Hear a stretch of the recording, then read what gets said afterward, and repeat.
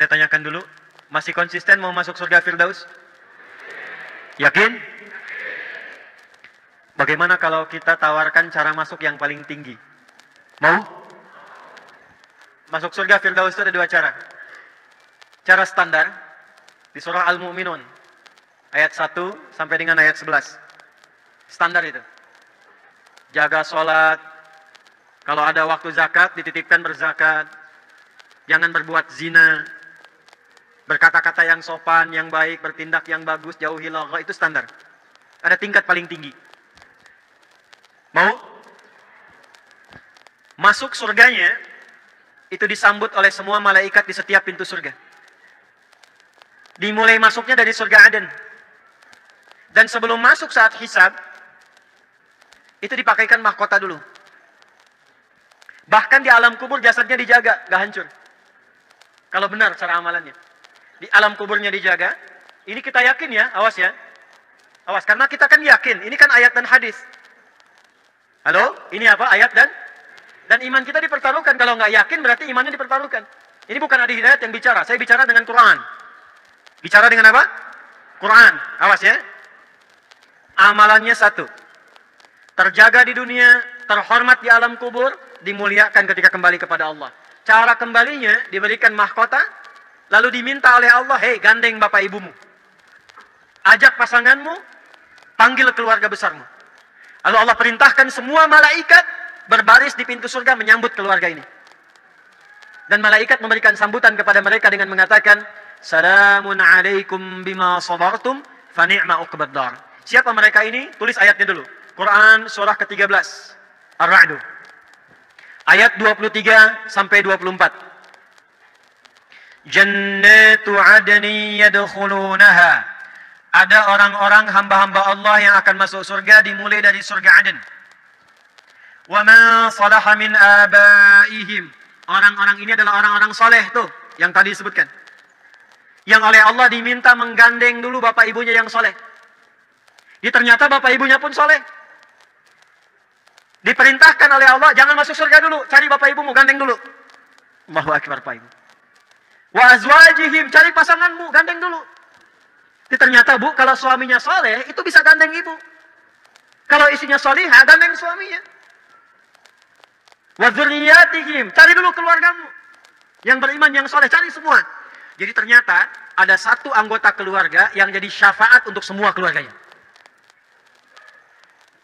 Saya maaf dengan kalimat ini ya, tapi saya mohon sekali, sebelum kita berpisah sekarang, mohon ya, siapkan satu orang aja di rumah, jadi kebanggaan di hadapan Allah di akhirat.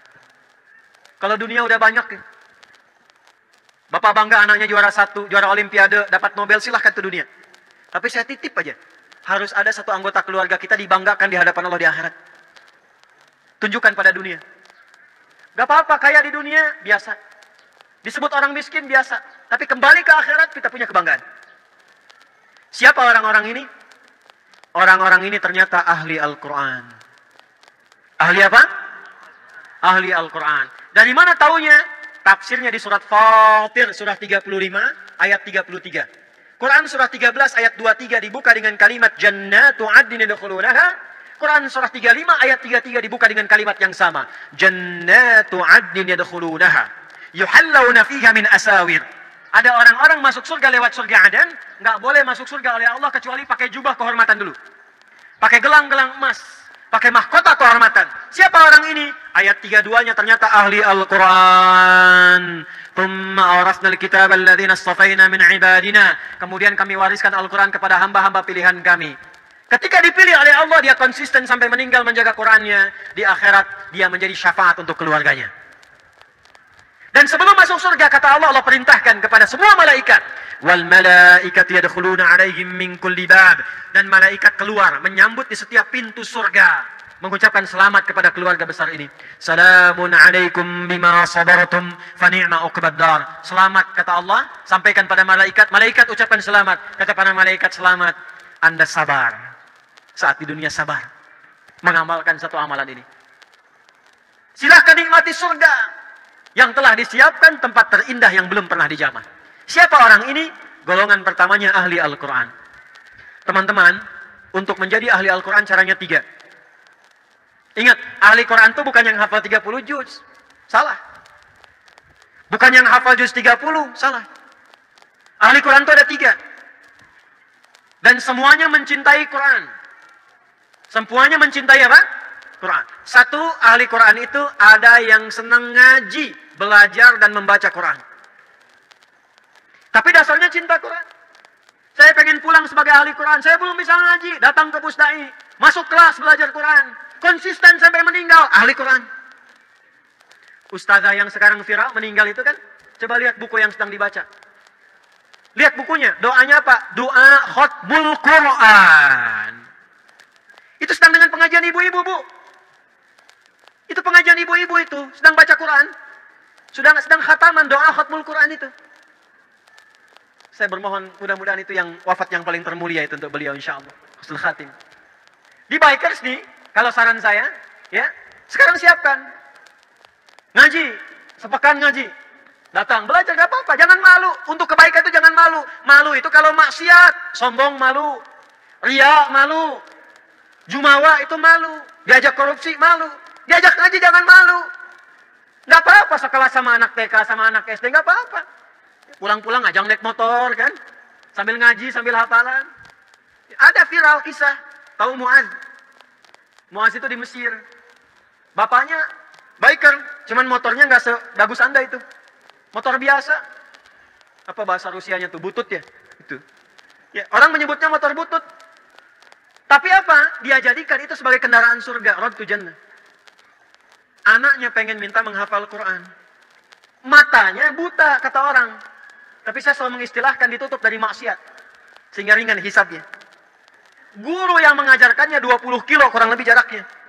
Maka apa yang terjadi? Bapaknya modifikasi motornya supaya mudah digunakan. Lalu berangkat ke tempat menghafal, konsisten diantarkan bolak-balik. Setiap pulang, bapaknya nulis lagi ayat, disimpan di dashboardnya. Ini kisah nyata teman-teman. Kisah nyata. Di anaknya kalau pulang surat apa, nanti diantarkan, bapaknya nulis lagi.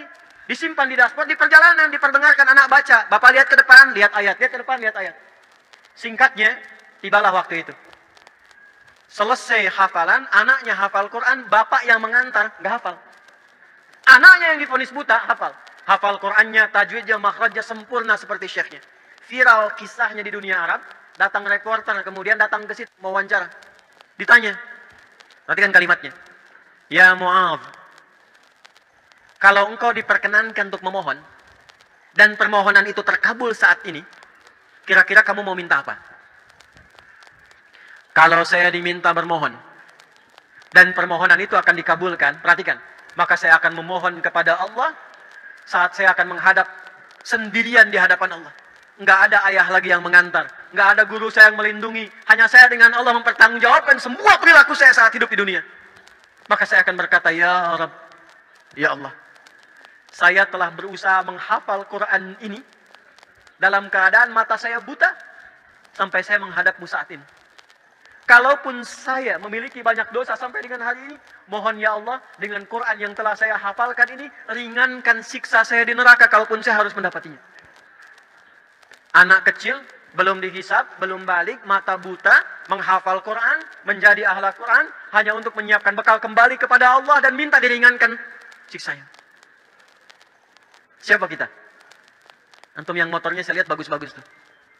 Luar biasa. Bangga. Jaketnya, pakaiannya, macam-macamnya. Itu dunia, teman. Anda kalau pulang dari sini wafat, apa yang Anda bawa menghadap Allah Subhanahu wa Ta'ala?